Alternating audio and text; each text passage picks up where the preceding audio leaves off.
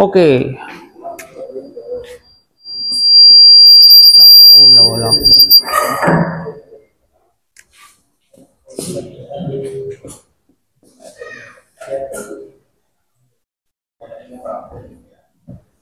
Okay, bismillah wassalatu wassalam ala rasulillah wa ala alihi wa sahbihi ajma'in, amma ba'd. Assalamualaikum warahmatullahi wabarakatuh.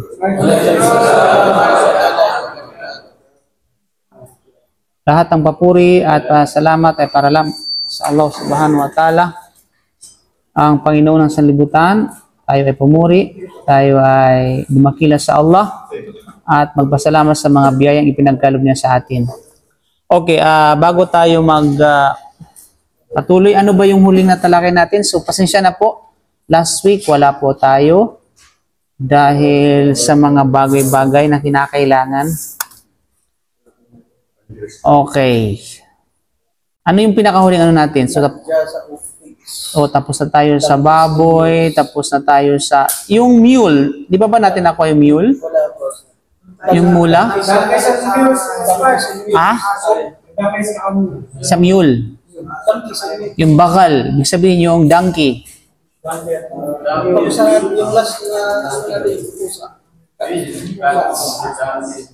Yung asno, hindi pa natin nakuha. Ha? Ano? Asno. Okay, yung donkey and mules.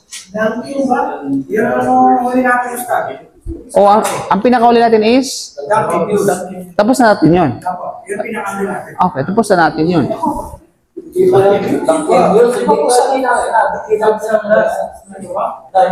Tapos, ay, hindi pa natalakay. Sure? Sure. Okay. So, pag-usapan natin ang donkey at saka ang mule. Ano bang pagkakaiba ng donkey at saka mule? Oh, pilosopo na naman kayo. Oh, malakit. Ano pa? Masyada. Yung echo siguro.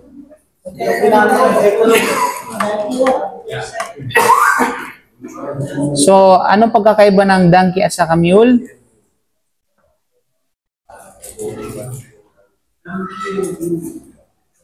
Yung echo yan. Ha? Ang donkey ay, siyempre, ang donkey at saka mule ay parehong hayop. Pareho silang hayop na kabilang sa pamilya ng kabayo. Kumbaga, mayroong term na scientific name na equidae. Okay?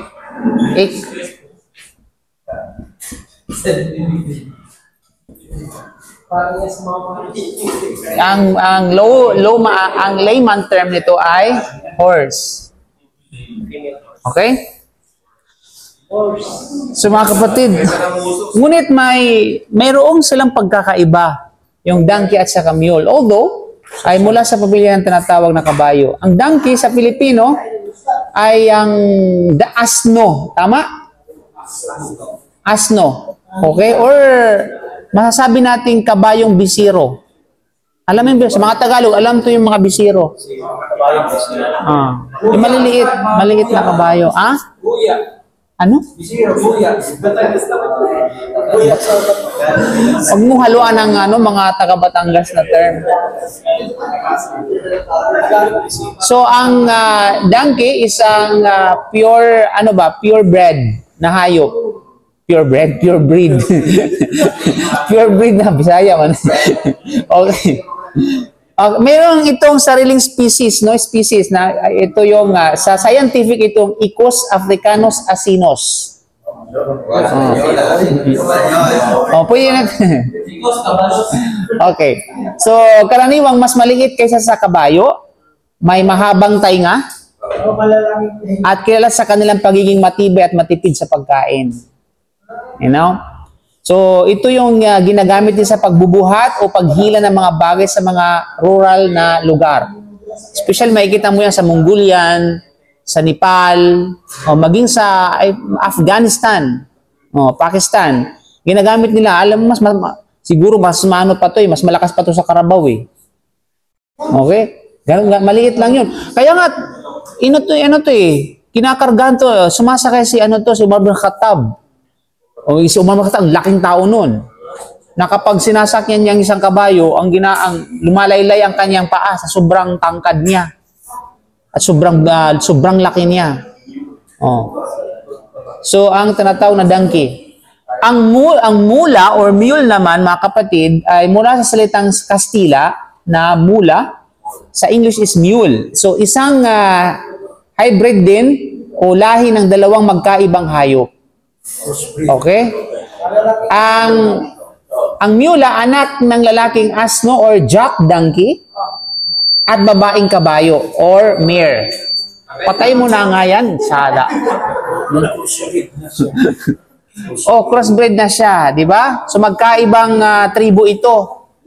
So lalaking donkey, tapos nagkainlaban ito kasama si mare. Pag sinabing mare kasi, mare ay babaeng kabayo. Okay? Pag donkey na lalaki is jack donkey ang tawag dyan. Akala ko pare. Okay, jack donkey. So sila ay nag-meet at nagpakasal at nagkaroon ng anak. So ang tawag is mule. Now, alam nyo ba na mamaya na sa pagkain, puro ka pagkain ng lalaman ng utak mo. Mamaya na. So, karaniwang mas malaki, itong mula, karaniwang mas malaki sa asno. Mas malaki sa asno kaysa doon sa donkey. Kaysa sa asno, pero mas maliit o katulad ng laki ng kabayo. Halos magkasing laki ng kabayo. Kumbaga, ganito yan. Ayoko Paano ba?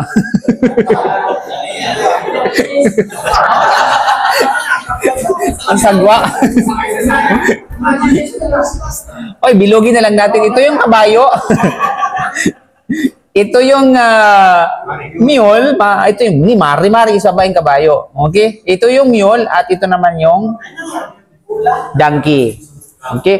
So kaya nga pag nagpakasal ito at saka ito, ang resulta ito nasa gitna. Malinaw? Okay.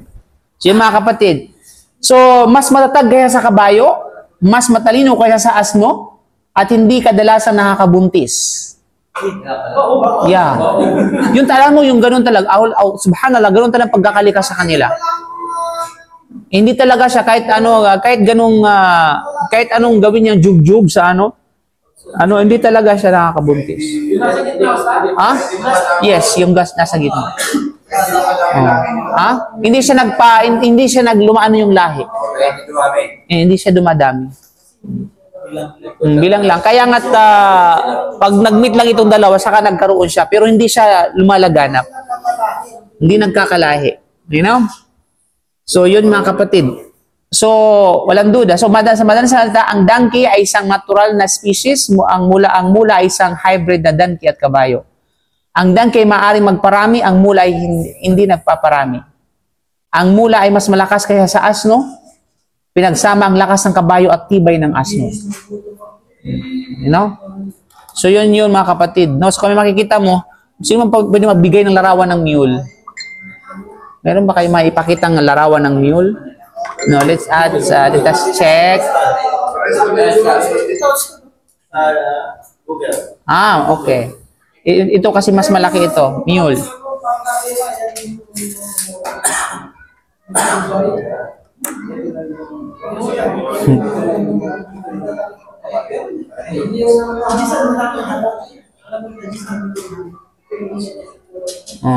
Marami yan sa ano, yung mga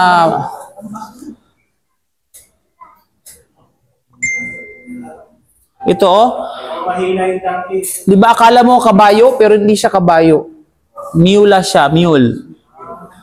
Ito kinakargahan to ng mga ano, kupras, tinatransport din siya. Kasi ang kabayo kasi kilala siya sa tinatawag na sinasakyan bilang pandirigma o transport, ano, pag ano mo yan, pag maglalak speed, yun, no. Horsepower. So, ibahin na lang natin yung horsepower, mule power. Mag-imbit. Mola. Okay? 6 feet talaga pagkarga lang. Pang ano lang, matibay talaga siya. Pagdating sa tibay, ang mule ang matibay. Pagdating sa talino, mas matalino ang asno. Kaysa doon sa ano. Pero alam mo ba sa Quran na ang kinamumuhian na siga o na south na boses ay ang boses ng asno? Sino nakarinig dito ng ano ng pag tumutunog pag nagano yung asno? Subhanallah, lalo pag gabi tapos walang ilaw, tapos ikaw lang mag-isa, naku, bangungutin ka talaga.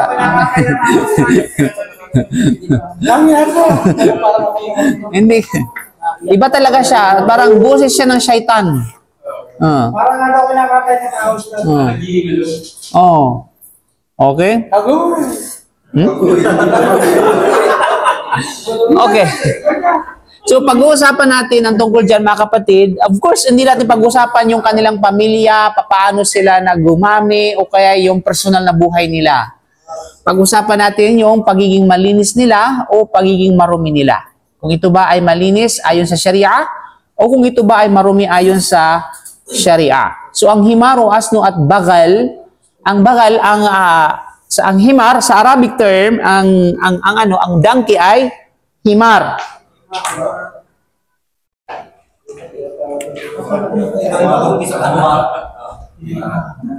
Subalit ang himar kasi sa mga Arab, once na kapag nagsalita sila, ginagamit sa bad word. Diba? Ya himar, humar. Diba?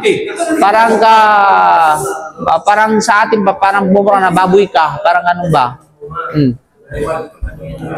So yan, ang himar, ang mule naman ay bagal. Ya, bagal.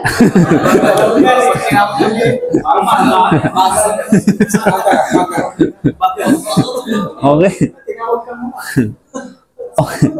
So ang bagal o mula ay itinuturing na tahiran, dalawang malinis na hayop. Malinaw? So sa Sharia, sila ay parehong malinis. At ito ang pananaw ng mga Malikiyah at Shafi'iyah, gayon din ay isang riwaya o narration mula kay Imam Ahmad na pinili ni Ibn Qudama, Ibn Taymiyyah, Ibn Baz at Ibn Uthaymin rahimahumullah. So sinabi ni Ibn Qudama, at ang tama ayon sa akin ay ang pagiging malinis ng bagul at asno. Okay? Bagul. Bagal, sa Arabic, sa atin ay salita na medyo malalim, bagul. You know? Sabi naman Ibn Taymiyyah, at ang pagiging malinis ng hayop dito ay mas matibay sapagkat taglay nito ang kahulugan ng pagiging tawaf, palaging umiikot o nakikihalubilo sa mga tao. At ito ay dahil hindi ito kadalasang maiiwasan, especially noong unang panahon. Ito talaga yung mga, kumbaga parang kahalintulad ng pusa, subalit malaki lang sila. Lagi silang ginagamit ng tao, umiikot sa mga tao, at nakikisalamuha at nakikihalubilo sa mga tao. At sinabi ni Sheikh bin Baz tungkol sa asno at bagul, ang tama, sila ay malilinis katulad ng pusa. Okay? Ayun ang sinabi ni Sheikh bin Uthaymin, kaya ang bawat bagay na mahirap iwasan ay tinuturing na malinis. Kaya sa ganitong batayan, ang bagul at ang asno ay malilinis At ito ang pinaburang opinyon na pinili ng maraming mga scholar. Kaya may mga ibang scholar na ang turing nila dito ay marumi. Subalit, ang pinakamatibay at pinakamalakas na opinyon, ito ay malinis. Now, ano ang patunay sa sinabi ng Allah bilang batayan sa Surah An-Nahl, chapter 16, verse 8 ng banal na Quran? Okay? So, bilang proof, mga kapatid, Surah An-Nahl, chapter 16, verse 8. Ano bang nakasaad doon? Sinabi ng Allah subhanahu wa ta'ala, wal khayla wal bighala wal hamira litarkabuha wa zina. So, ating i-analyze. Let us analyze this ayah. Surah An-Nahl.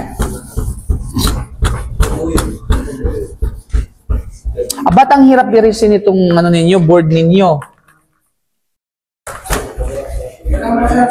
Ah?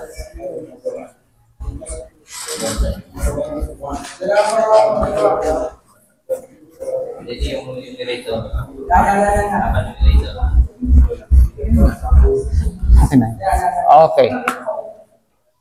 Huli ka na, late ka na. Wal khayla, wal bighala. Tama na, tama mo yan. Okay?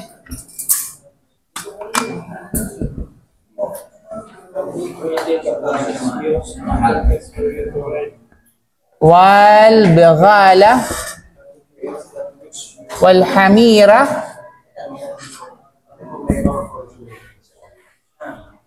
litarkabuha wa zina. Litarkabuha wa zina. Okay. Wal khayla, ito yung ang khayl, another term ng hisan. Kasi ang Arabic usually ang Arabic ng ng horse ay hisan. Okay? So sa Quran, hindi ginagamit ang word na hisan, kundi khayl. Okay, so ang khayl which is yung tinatawag na horse.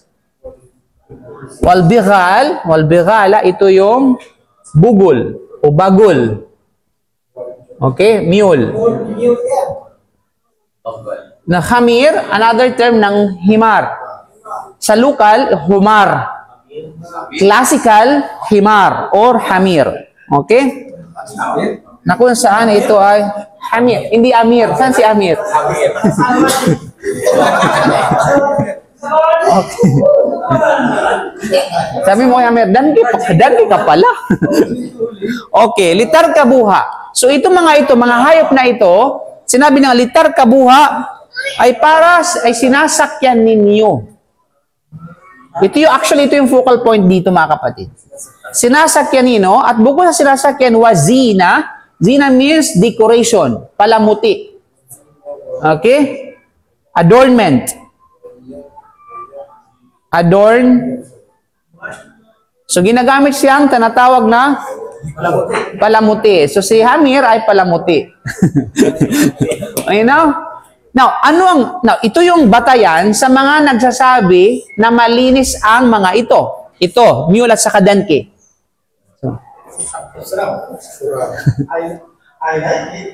Meron ka, Ustad, meron ka nito t-shirt para sa'yo. Yeah, okay. So, at saka... Hello. Ay, baka naman. Parang na akong kakanta dili. Abay eh. Anytime to is fine. Alhamdulillah. Bismillah. Okay, mga kapatid. So ito, ang tanong ko sa inyo ngayon, ulitin natin ha, anong points ng verse na ito as a proof na ito ay malinis? Aywa? Gawa na sinasakyan. So, ipaliwanag mo. I mean, pag sinasakyan ba it's considered na malinis? I mean, what's the point ng connection doon sa sinasakyan, doon sa kalinisan?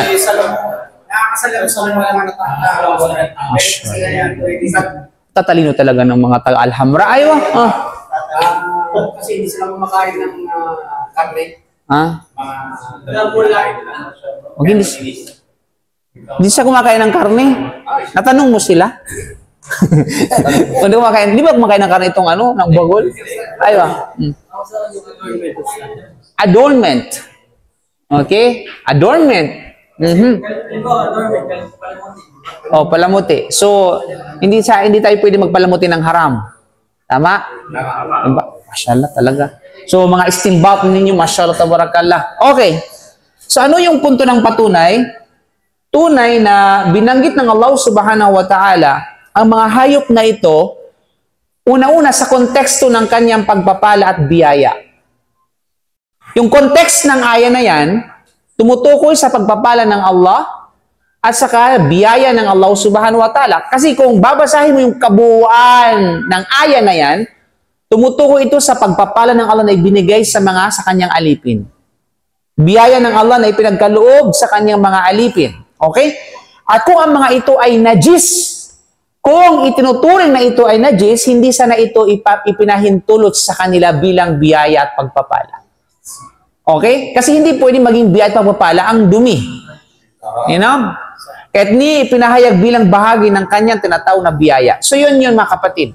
Yan ang unang punto. So since na nasa konteksto ng biyaya at pagpapala, nangangahulugan na ito ay malinis.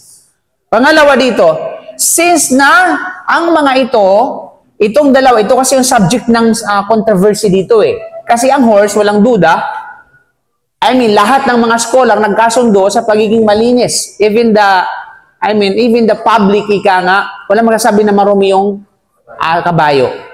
Muslim or non-Muslim. Okay, lalo sa mga non-Muslim. You know? So, hindi sila tinatawag na, kumbaga ay malinis. So, hinahanay itong dalawang ito sa hayop na ito. So, once nakapag hinahanay, ibig sabihin, parehong binanggit sa isang konteksto, na ang lugar, isa lang sila. Okay? Isa lang sila. So, yun yung punto ng patunay mula sa ayon na ito mga kapatid sa panampalatayang Islam. Now, aside from the Quran as a proof, meron tayong patunay na mismo nagdidiin ng kalinisan nito sa hadith o sa sunna ng Propeta Muhammad sallallahu alaihi wasallam. Unang hadith mula kay Kabsha bin Ka'ab ibn Malik radiyallahu an, na sinabi niya, anna Aba Qatada dakhala alaiha fasakabat lahu wadu'an qalas faja'at hirratun faasghalaha al-ina'a hatta sharibat qalas Kabsha fara'ani anzuru ilayhi qala ata'jibina ya ibnata akhi faqultu na'am faqala inna sallallahu alaihi wasallam qala innaha laysat binajasin innaha minat tawafina alaikum at-tawafat. Pumasok si Abu Qatada sa kanyang bahay at binuhusan ko siya ng tubig para sa wudu. O yung mga tulad ng ginagawa natin, binubuhusan ng kapatid natin para sa wudu. Okay? So dumating ang isang pusa, kaya't inilipat niya ang isisidlan upang ito ay makainom. Sinabi ni Kabsha, tinitigan ko siya at sinabi niya, namamangha ka ba o anak ng aking kapatid? Sumagot ako, opo. Kaya sinabi niya, tunay na sinabi ng Propeta sallam, ito, yung pusa na ito, ay hindi najis, hindi marumi, sapagkat ito ay kabilang sa mga hayop na malayang umiikot sa inyo. Now, yung hadith na yun, tumutukoy sa pusa. So, anong connection ng dalawa dyan? Walang yung umiikot. Okay. Yung nagtatawaf sa mga tao. So tuwirang binanggit sa hadith na ang dahilan o illa kung bakit ang hirra o pusa ay hindi marumi ay dahil ito ay kabilang sa mga hayop na tawafin sa atin. So, ibig sabihin, malayang umiikot sa paligid ng mga tao. At ang tawaf, yung pag-ikot o pagkikisalamuhan ng malapitan ay isang illa o dahilan na malinaw ang kaugnayan sa hatol. At ito ay ang kahirapan ng pag-iwas dito, umasyakka fi at taharruj. So, mayroong isang term sa legal na masyakka fi taharruj, ibig sabihin yung mahirap iwasan. Sa Sharia, anumang bagay na mahirap iwasan, nagiging malinis at nagiging halal sa'yo. Nagiging mubah. Actually, hindi lamang sa pusa, sa kahit anong field. Kapag isang bagay na hindi kayang iwasan, ay ipinapahintulutan sa iyong gawin yun. O ano man nakatulad nito, pinapahintulutan sa iyo. Halimbawa, sa isang lugar, sa isang bangko, bank system, Bank tayo, bangko. Alam natin na general speaking, ang mga bangko, they are dealing with the riba. Right? But based on the necessity or the needs of the state, kailangan magkaroon ng bangko. Tama? Kasi walang bansa na walang bangko. Kasi doon yung imbakan ang salapin ng isang ng bayan o kaba ng bayan. Oh. So, ibig sabihin, you cannot create a state or the state will not be survived unless mayroong tinatawag na bank system. So, ngayon, tayo, kailangan ng bangko, sa pagtrabaho ng bangko, kailangan may empleyado. Right? Okay, imagine ko ang isang Islamic country, may bangko, tapos kailangan ng empleyado. You cannot sinaharam lahat yun. Because they are dealing riba. At haram yung pagtatrabaho doon because they are dealing riba. Paano mabuhay at makasurvive ang isang state? At kapag hindi, kapag nagkaroon, gaano yung epekto nito sa tinatawag ng mga taong namumuhay doon sa lugar na yun? So, ang Sharia, kinukuha dito yung pangkalahatang kabutihan. Okay? At kapahamakan. Okay? Mga kapatid na nakasalalay doon sa lugar na nakatira doon. Pangalawa dito, so since na kinakailangan mag-operate ang bangko, kinakailangan ng manpower. At yung manpower na ito, na kung kaya, sino yung tinatawag na sino yung mga competent na nagtatrabaho doon? Siyempre may aral at may mga may kaalaman dito. Na kung i-apply natin yung pagiging haram sa pagtrabaho, na sino mag-ooperate? Di ba? Now, ikaw bilang isang Muslim, kapag ikaw ang kailangan ka magtrabaho doon because it is necessarily, di ba? Dahil yung field mo ay kailangan doon sa field na yon, yung kaalaman mo, ano mang katulad nito, di ba? Then kaya nga nag-declare ang mga scholar natin, halas. Walang problema sa iyo. Okay? Dahil sa darura, dahil sa dito tinatawag na necessity. Meron tayong kaida sa Arabic na al-darura to tubihul mahdurat. Ano mang mga bagay na kinakailangan at hindi kayang iwasan, nagiging pwede at pinapahintulutan sa kanyang bagay na yaon. You know? Yeah. Oh. Diba sa atin, bawal umatay. Pero pagka-jihad, pinahintulutan ng mga ipagtanggol. Oh, kapag kinakailangan. Oh, nagiging siya. Case to case based, yes. Oh.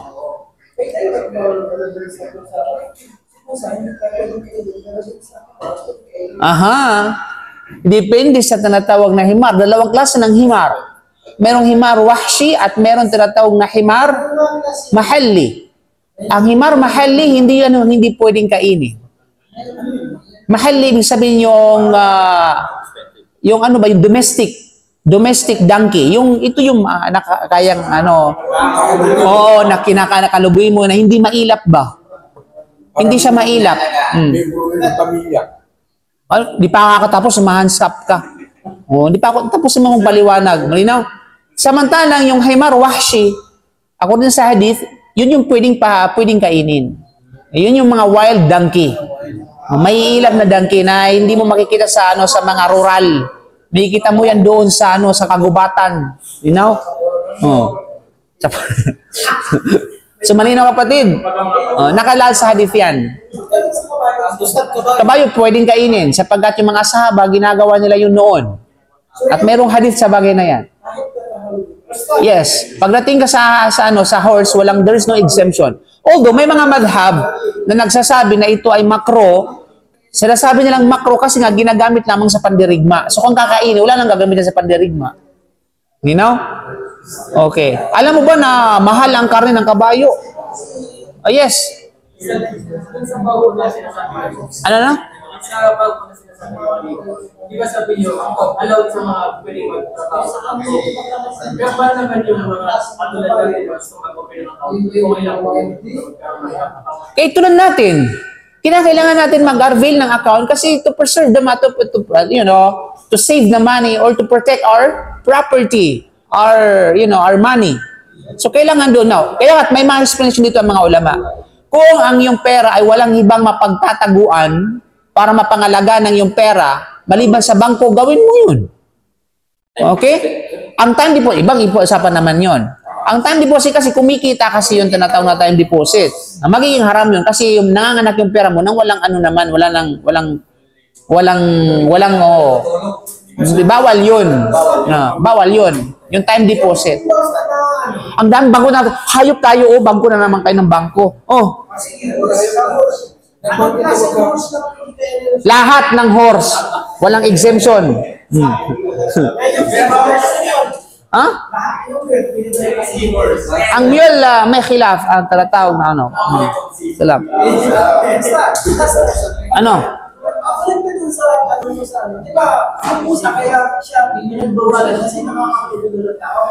Oops! Ang pusa sa ang pusa, yung tawaf o pakikihalubilo ng tao, yun yung justification sa pagiging malinis, hindi sa pagiging pwedeng kainin. Huwag nating imikos-mikos yung ano. Ang justification sa pusa na ito ay umiikot at nakikihalubilo sa mga tao, yun ay justification sa pagiging malinis niya. Hindi para sa pagkain. Hindi lahat ng malinis ay pwedeng kainin. Tama? Yung tao, malinis naman yung tao. Pwede mong kainin ng tao? Hindi. Na hindi pwedeng Ano yung? Kasi basically, kasi may pangil. Kumakain siya ng karne. Ang general rule sa mga hayop na kumakain ng karne o carnivorous o kay pangil, general rules yan ay bawal kainin sa atin. Maliban lamang kapag in-exempt ng Sharia. Sa ano yung kukudoon yan sa mga ano, sa mga himpapawid? No, igul. Ha? Pag ninakaw mo, magiging haram talaga yung pag ninakaw mo. Kasi sabi ng ano, lahat ng nasa tubig, halal, di ba? So pag pupunta siya doon sa lupa, magiging haram. Yun ay mga, ayan, pag-usapan natin mamaya ang ano tawag dyan. Yun barmai ang tawag din sa kategorya ng mga hayop. Kasi yung ibig sabihin, pupunta ng lupa, pero hindi siya namumuhay sa lupa. Namumuhay pa rin siya sa dagat. Kaya nga sa mga ulama, titingnan kung saan ba siya malimit na namumuhay. Ano? Kung doon siya malimit na namumuhay, doon ang ito ang pagturing sa kanya. You know? Okay, tapos na, wala nang issue dyan? Okay, so yun mga kapal sa panampalatayang Islam. So dahil dito, ang hatol ay dapat iugnay sa dahilan. Kaya anumang hayop na malapit at karaniwang kasama ng mga tao at mahirap iwasan tulad ng bagal, unang himar ay kabilang din sa nasasakupan ng parehong hatol ng tahara. Okay. So yung ahas ba? Ay, ahas.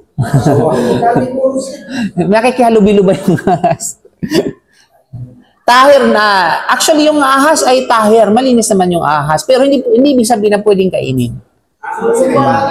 Ito mga kapatid, hindi, ulitin ko hindi ibig sabihin na diniklara na Sharia na malinis, ay kasama na rin ng pwedeng kainin ito, hindi ganon. You know? Iba yung tahir sa tinatawag na halal. You know? Iba yung tahir sa halal. Ang tahir, it's not malinis. Ang halal ay pwedeng tangkilikin o kainin. Kasi yung buhaya, kasi parang yung ano. Buhaya ay khilaf ng mga ulama. Khali hada buhaya. Matagal ng issue yan. Ano? So, ikatlo, na ang himar o asno at bagal ay karaniwang sinasakyan noong sa panahon ng Propeta Muhammad sallallahu alaihi wasallam. At hindi maiiwasan na ang sakay nito ay tamaan ng kanilang pawis o laway habang ginagamit sa paglalakbay. Right? Kasi kung ang mga ito sana ay najis, hindi na ito gagawing, transportation ng Propeta Muhammad sallallahu alaihi wasallam. So kung ang mga ito ay najis, tiyak na ipapabati dito ng Propeta sallam at uutusan ng kanyang umma na umiwas dito. At kung ganoon, tiyak na isasalin ito ng mga sahaba sa atin bilang bahagi ng kanilang pangalaga sa relihiyon. Ikaapat na proof, ang batayan sa lahat ng mga bagay, al-a'yan ay tahara. Lahat ng bagay, tandaan natin, basically ang rules nito ay malinis. At hindi ipinapataw ang hatol ng najasa sa anumang bagay malibang may tiyak at malinaw na dalil. Yan ang ating prinsipyo na pinangahawakan. Lahat ng bagay na nakikita natin, okay, ang hatol sa kanila ay malinis. Hatol sa kanila ay malinis. Now, if someone else declaring that it is najis, then he must need to provide a proof. Kailangan nilang tinatawag na magpakita ng pruweba. Kasi lumabas sila doon sa general principles, sa basic principles. Okay? At sa usaping ito, walang taglay na anumang patunay na matibay at tahasan nagsasabing ang himar o bagal ay marumi.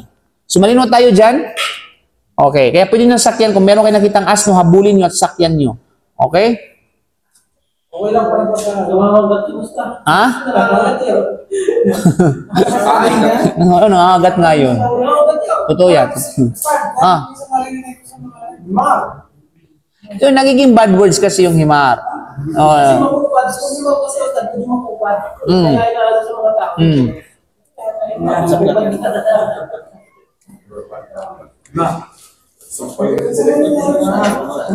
Oh, siya yun. Anahima? Ang tabagal. Gawin mo rin isang kapoy. Isang himar. Pero ano ba? Merong isang lecture ba? Merong isang lecture na inaapi yung mga Muslim dahil doon sa pagkakaroon ng balbas. Parang kang kayong kambing mga Muslim, may mga bigote kayo. Sabi ng lecturer, at least hindi kami katulad ng baboy. Walang bigote. Tama naman. Ano bang gusto mo? Magiging kambing o magiging baboy? Mas naisip lang natin magiging kambing. Okay, ika-anim na yung sabihin mga kapatid, pwedeng ano? Okay, ang al-jallala. Pag-usapan natin ang al-jallala. I think it is a new term. Okay, mashallah. Lahat burahin mo maliban sa title at saka yung jallala. So, ito na yung ika-anim na sangay mga kapatid. Ang jallala. Usually, ang ibig sabihin ng jallala, basically, ito yung mga hayop na kumakain ng najis. Animals that are eating najis.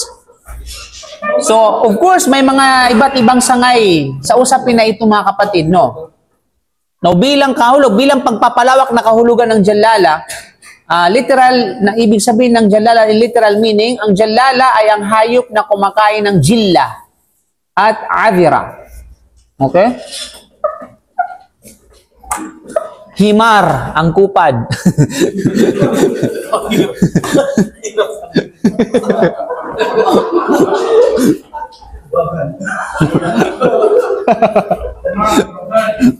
Mabagal na eh. Ang jilla ay nangangahulugang bar, ang dumang sabihin ang dumi ng hayop. Okay?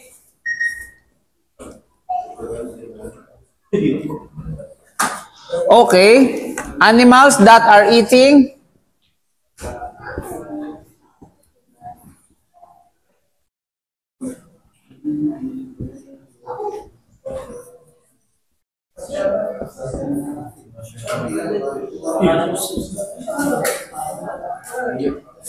avira.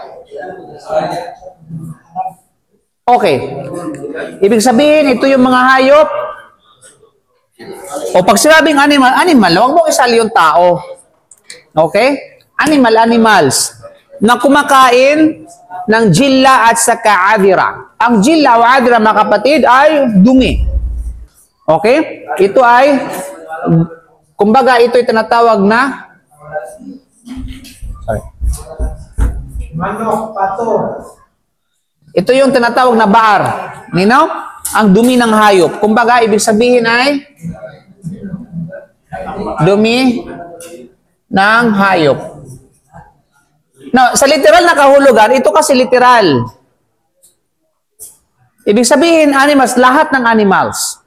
Okay? Pag literal na kahulugan. Technical speaking,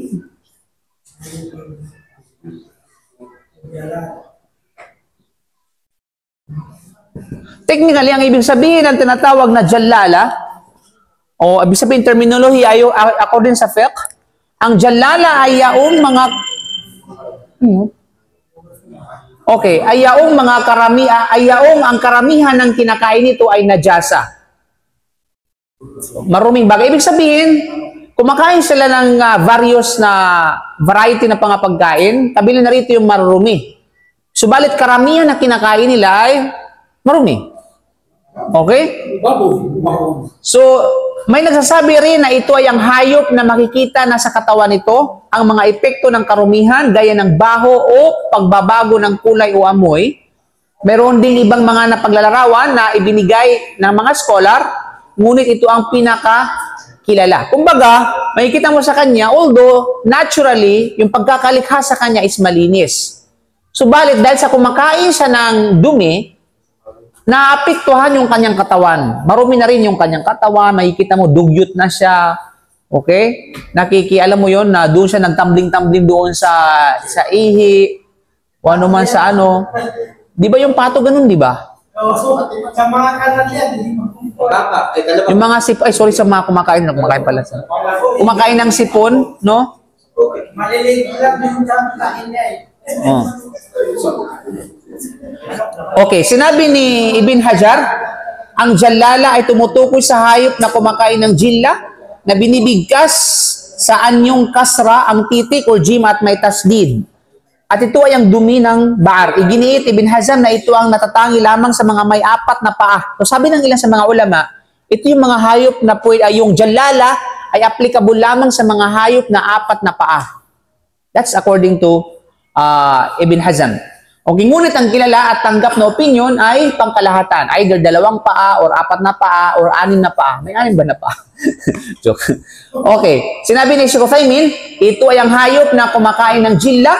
Ibig sabihin, adira, dumi ng tao o kaya ay dumi ng mga asno at mga katulad nito. At karaniwan kapag ito ay kumakain ng ganito, nagiging madumi ang ilan sa bahagi ng katawan nito gaya ng paa o iba pa. Malinaw? Okay, yun po mga kapatid sa pananampalatayang Islam. Of course, sinabi ni Imam Nawawi, at ang tama na sinang-ayunan ng kanakararami na hindi batayan ng dami ng nakakain para magiging jallala siya, kundi ang batayan ay ang amoy at ang pagkabaho. Kung matagpuan sa pawis nito o iba pa ang amoy ng karumihan, ito ay tinuturing na jallala. Kung hindi naman, ay hindi. So para sa ilan sa mga ulama, may tuturing lamang na jallala ang isang hayop kapag mayroon ng, ano yung tawag dyan? Meron na siyang bakas ng dumi. Okay? Yung pawis niya, yung amoy niya, masang... I do, Aki, na...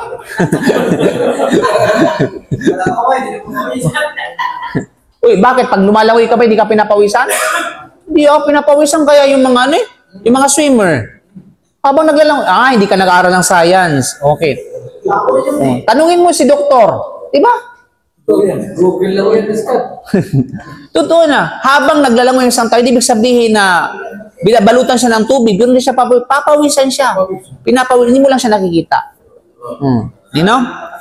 Sinabi ni Ibn Qudama, sinabi ni ng Qadi na si Al-Mujarrad, ito ay ang hayop na kumakain ng karumihan kung ang karamihan ng pagkain nito ay marumi. Ipinagbabawal ang karne at gatas nito. Ngunit kung ang karamihan ng pagkain nito ay malinis, hindi ipinagbabawal ang pagkain sa karne at gatas nito.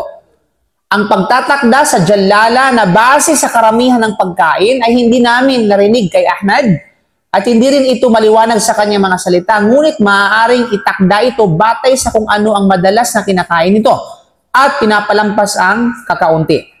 Sinabi ni Sheikh Bin Baz naman, kaya kung may matagpuan kahit kaunti sa mga bagay na ito ng karumihan o mula sa haram, gaya ng baboy, ito ay pinapalampas katulad ng pagpapalampas sa kaunting maruming bagay na nakain ng jallala mula sa mga walang kabuluhang bagay. Ang tunay naman nakakasama ay kung ang marumi at kasuklam-suklam ay nangingibabaw sa pagkain at inumin ng mga alagang hayop, ngunit ang kaunting bagay na kinamumuhian ay nalalamangan ng malinis naman at mabuting pagkain at inumin, ito ay hindi nakakasama. At ang batayan sa kalinisan at kawalan ng pananagutan hanggang sa magkaroon ng katiyakan na ang hayop ay pinakain ng mga ipinagbabawal ng Allah at ito ay naging masagana at ito ay nagiging tulad ng jallala. Ngunit kung kaunti lamang, ito ay pinapalampas.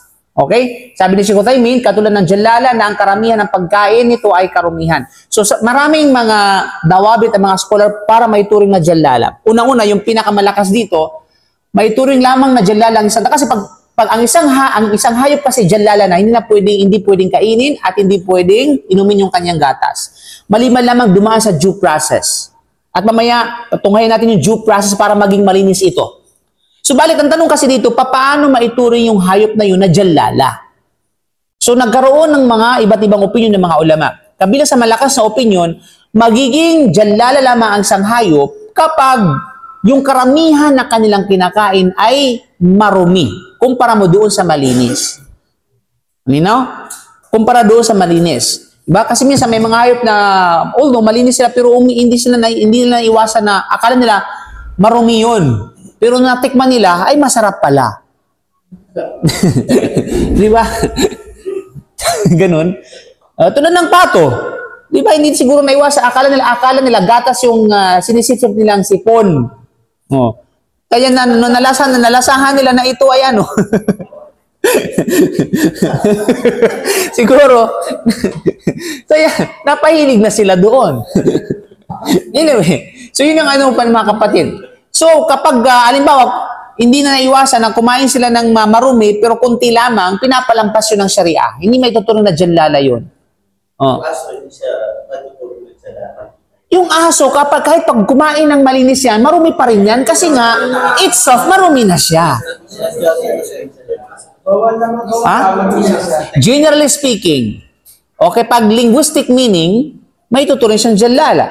Pero sa Sharia, hindi siya may tuturing na jalala kasi mismo ay marumi na siya. Okay. Ang jalala, ito yung mga hayop na malilinis, subalit kumakain ng marumi. Hinom. Ano yung mga buitre sa katuwak, sir? Ha? Buitre, yung mga... Anong buwitre? Vulture. Ang vulture at saka mga uwak itself, hindi pwedeng kainin yun. Kasi ang ginagamit nilang hunting ay ang kanilang ang kanilang kuko. Hindi yung kanilang tuka.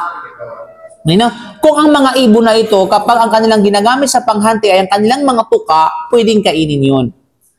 Now, okay. Okay. Okay, sabi mo, pangit ka. Pag hinuli yung pangit.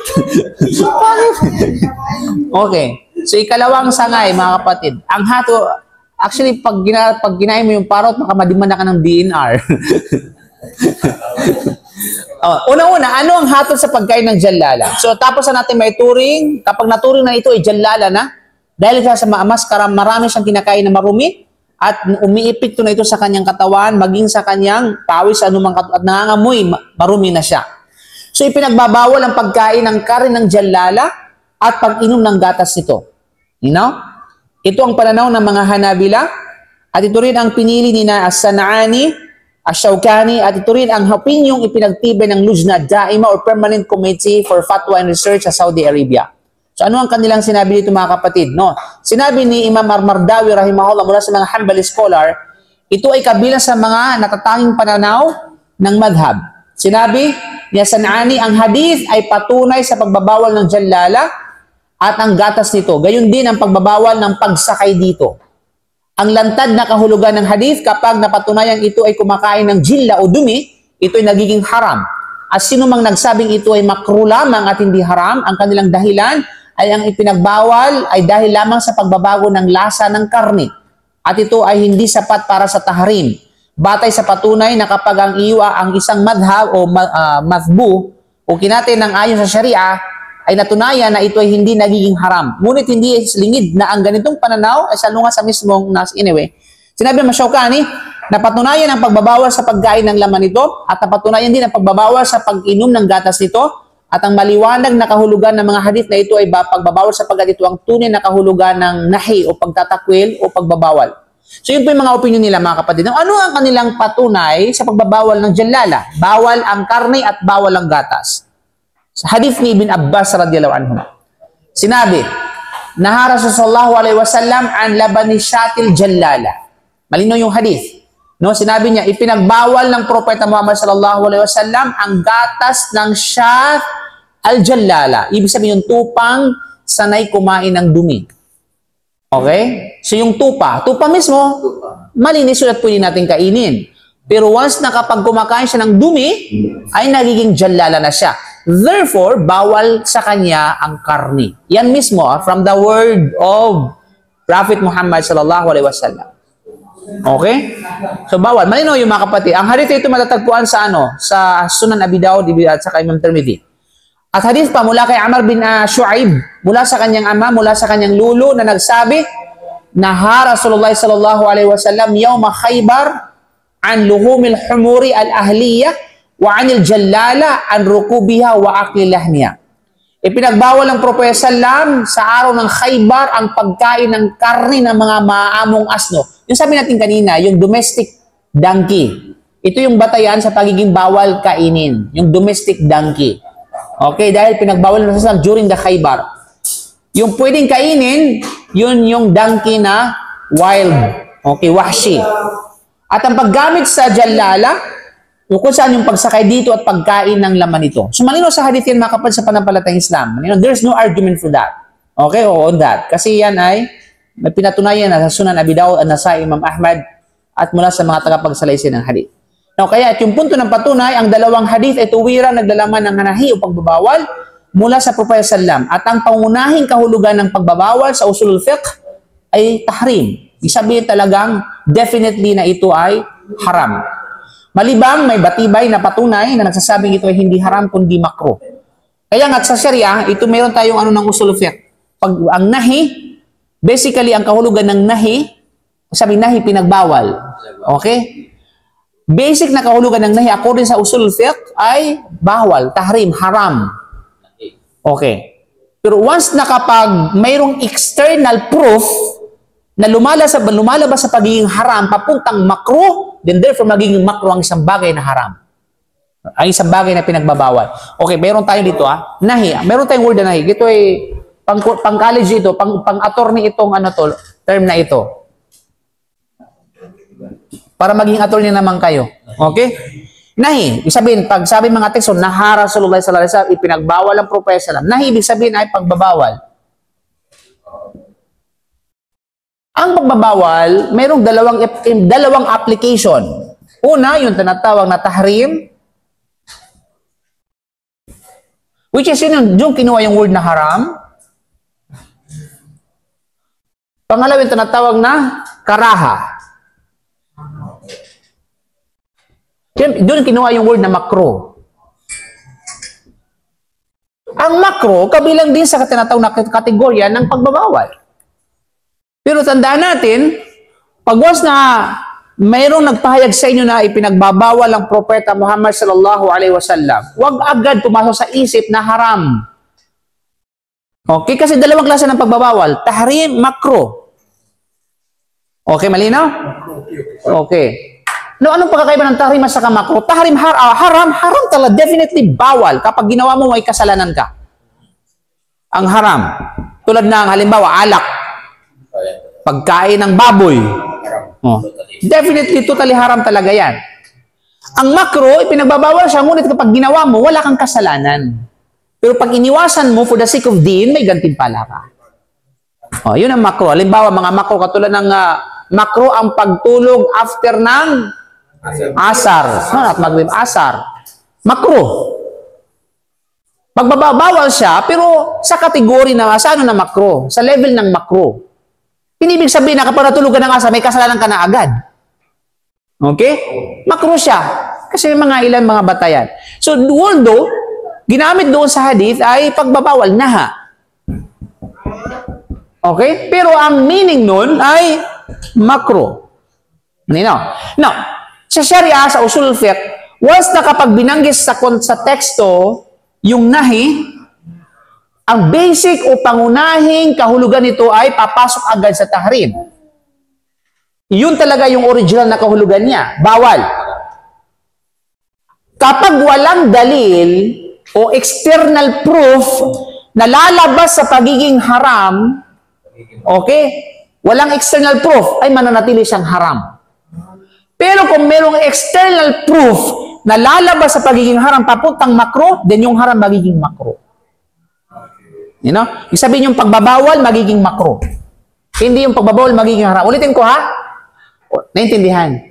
Hindi mo naintindihan. Okay? Ganito.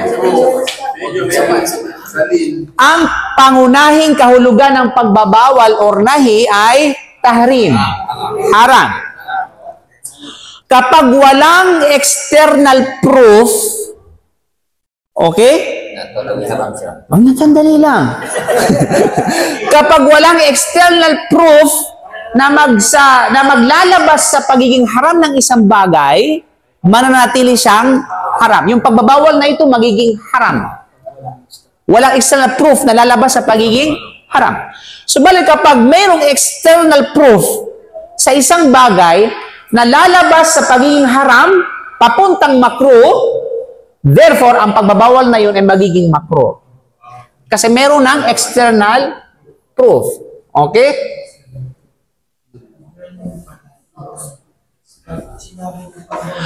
Ustaz, ano ba yung external proof na yun? Halimbawa, okay? Kabilang sa external proof nito mga kapatid, minsan ng external proof yung karina. Okay, we're talking about na karina. Minsan sabihin paghahambing o pagtutulog, any justification. Halimbawa, ilagay natin sa pagtulog after ng asar. After ng asar, ito ay pinagbabawal ng propeta Muhammad sallallahu alaihi wasallam na matulog after ng asar. Subalit, ang hukom nito ay makruh, hindi haram. Okay, ulitin natin ha. Ang hukom nito ay makruh, hindi tinatawag na haram. Kasi bakit? Walang nakasaad na patunay na kapag ikaw ay natulog ng after asar magkakasala ka. O kaya mayroong parusa. Okay, may parusa. Yan ang una. Pangalawa, pag sinabi external proof, hindi ibig sabihin ng external proof ay agad-agad hadith na. Agad-agad Quran na, hindi. Okay, that's a reason, kumbaga. Meron tinatawag na, sabi natin nga, justifiable and acceptable reason. Yan ang external proof. You know? So, pinaliwanag ng mga ulama dito na bakit bawal? Kasi, ang oras kasi ng asar at saka maghrib, magkalapit lang yan. Di ba? Asar, maghrib. Okay. Bukod sa yung oras sa pagitan ng asar sa maghrib is kaunti lamang, yung expiration pa ng oras ng maghrib ay mas kaunti, mabilis. Kaya pinangangambahan na kapag natulog ka ng after ng asar, maaring madili mo ang maghrib hanggang sa isya. Hanggang sa mawala yung kanyang expiration, na date o na time. Kaya ang hatol diyan ay kaya pinagbawal ng Prophet sallam because of that reason. So naintindihan? So yun yung mga kapatid, Okay, halimbawa let's talk about yung controversy cigarettes. Huwag kayong matamahan, ha? Okay. Sigaryong di mainis. Okay. Cigarettes. May mga nagsabi na ito'y makruh. At may mga nagsabi na ito'y haram. Now, tingnan natin sa proof kung saan ba talaga mahuhulog yung pagbabawal sa sigarilyo. Right? No, let us collect and gather the evidence and proof, sa tinatawag na sigarilyo. Halimbawa, Quran pa lang, napakarami ng batayan. Latul ko ang fusakum bi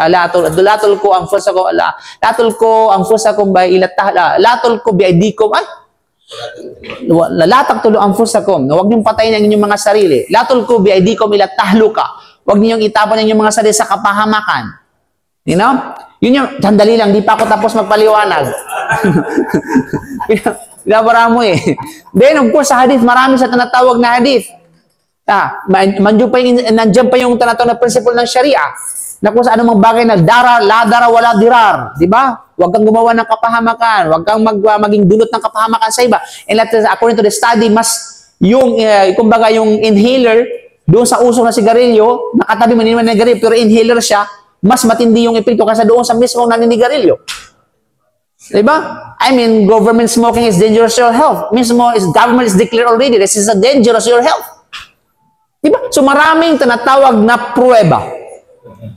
Di ba? So na yun, kung makro ito, anong ipinaglalaban mo? Sige nga, i-justify mo nga na yun ay makro. Justify nila ng mga sirang ulo. Mamamatay ka rin naman eh. Sira ulo agad? Ay, buangan yung kanyang katwiran. Punghang lang yung nangangatwiran ng ganun. I mean, mas maganda we admit na ito ay haram, although ginagawa natin, kaysa naman itanggi mo yung pagiging haram nito while you're doing it. Double jeopardy yun.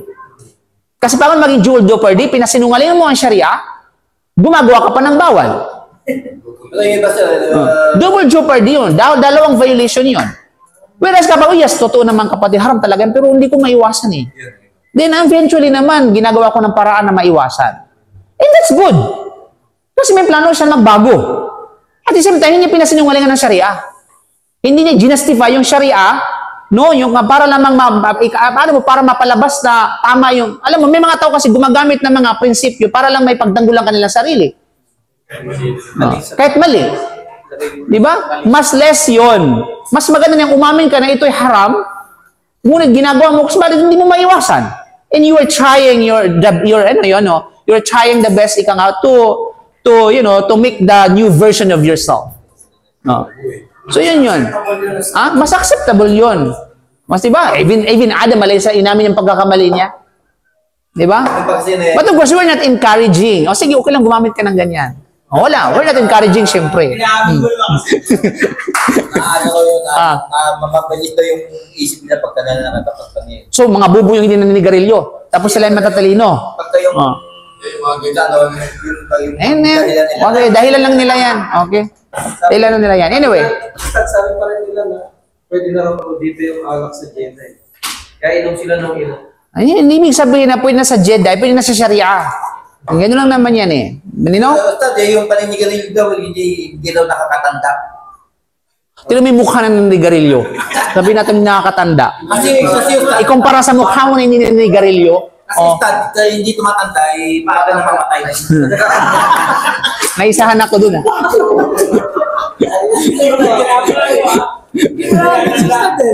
Okay. Si mga kapatid, no? So, inshallah, any question? Kasi ang regarding sa tinatawag na paano linisin yung jalala, paano ito tinatawag na ay lahat ito ay sa next atin inshallah subhanahu wa ta'ala. Any question? Yes. Ano po? Ano po ang sabi mo? Okay, good. Pag inom ng tubig na katayo, may patunay sa hadith na pwede ang pag-inom ng tubig na nakatayo. May rin patunay sa hadith na pwede mag-inom ng tubig na nakaupo. Both are correct. Subalit, ang pinaka-angkop na proper way is umupo ka. But it doesn't mean na tumayo kay bawal yun. Kasi meron hadith. Okay? Ng Propeta Salam, ay nakasa dito ay, ano kasi, baka sabi, nag-iimbento lang ako kahit talaga sinasabi ko sa inyo. Walang yung pagkakasala kasi may hadith na napatunayan na pwede kang uminom ng tinatawag na ano.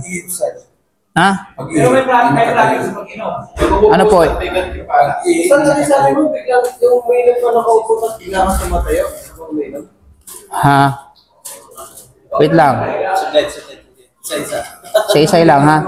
Kasi, ano ko sa inyo ang hadith? Sasabi ka lang, yung nakatangilin.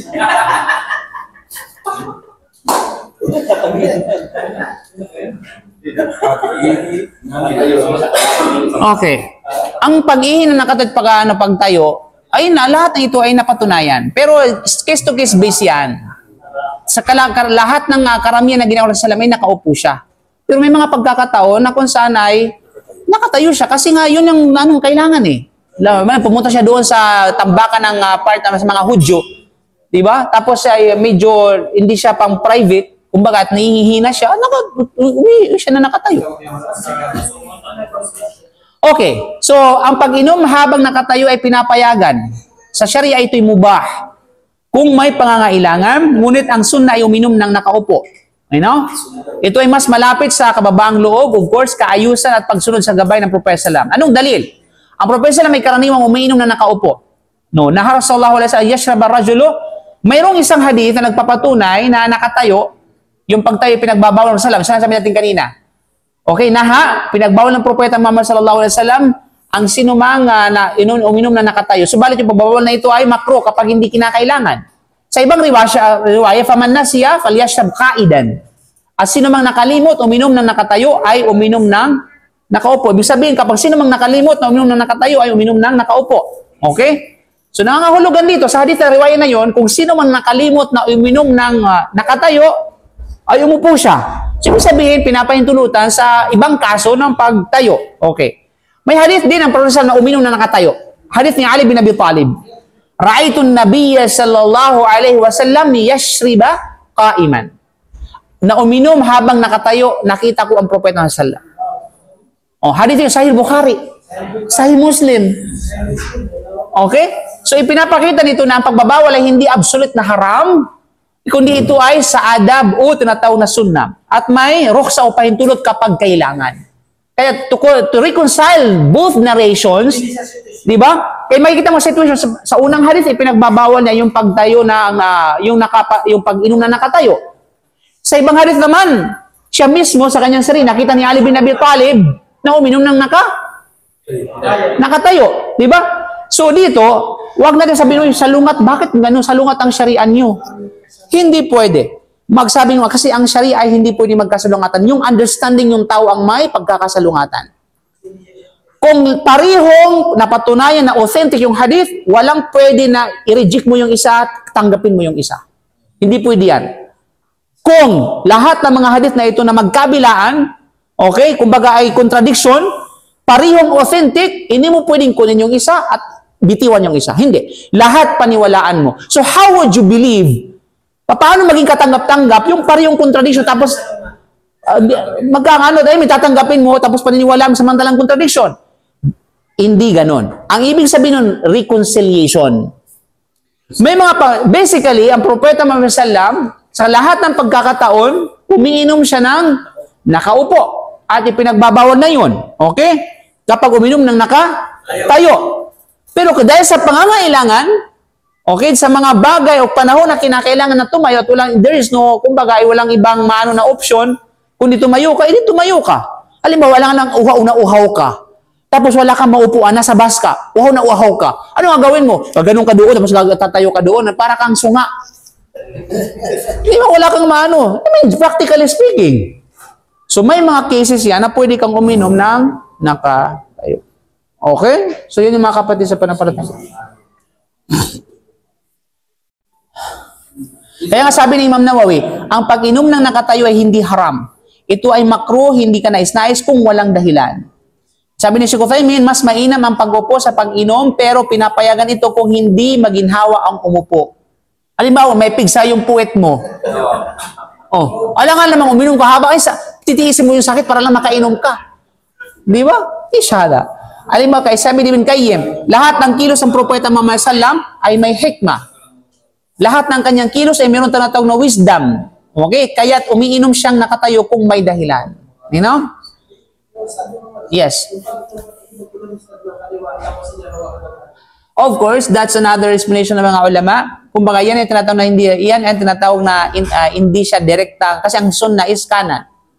Pag may mga kaluwa, may mga nagsabi na hindi ito kanais-nais, it's not a proper sunnah. You know? Subalit may mga ulama nagsabi na walang po kasi may support naman na kanan, ibig sabihin nito, hindi direkta na kaliwa yung ginagamit mo. Parang walang pagkakatulad niya kung dalawa yung ginamit mong ganyan. Ang ipinagbabawal lamang kung single out yung kaliwa. Okay? Di ba kasi, mahirap kasi bakit? May mga pagkakataon naman, kumain ka ng nakaganyan. Tapos may mga punong-puno yung pagkain, kasi gaganon mo pa rin, gaganon mo. Nakakadiri naman yun. Di ba? Hindi, may ang tawag dyan mubah. Ilan sa mga ano is mubah. Although may mga mahigpit na mga ilan sa mga ulama na kahit ganun, hindi pinapayagan nila. Sa opinion nila yan. You know? Pero kung ikaw lang mag-isa, walang manakatingin sa'yo, wala naman problema nagmanong kay ganuhin mo. Pero yung nasa publiko ka, especially yung mga gathering, ganun ka, tapos gaganon ka ng tubig, ishada. Di ba? Kasi ang sunna, iniuugnay mo rin ba? Inaangkop mo rin yung sarili mo, ika nga, at inilalagay mo sa sarili mo, mura doon sa mga pinandidiri, mura sa kadiridiring mga gawain, nasa paningin ng mga tao. Kaya nga, mayroong support na ganito. Okay? Na ganyan. Para hindi siya single out na kaliwa. Kasi pag single out na nakaliwa na, yun ang obsolete at tinatawag na pinagbabawal. Na parang pagkakatulad ng pag-inom ng syaitan. Okay mga kapatid, jazakumullahu khair. Assalamualaikum warahmatullahi wabarakatuh.